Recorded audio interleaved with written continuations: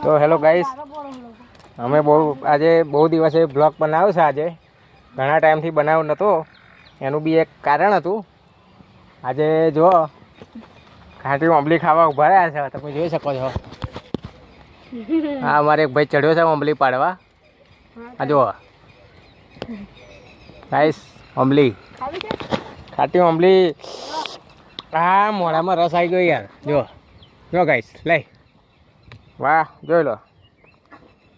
વાવ, જો ગાઈસ, અમારો કિટ્ટુ બી ઓંબલી ખાય છે. કિટ્ટુ, શું ખાવ છું?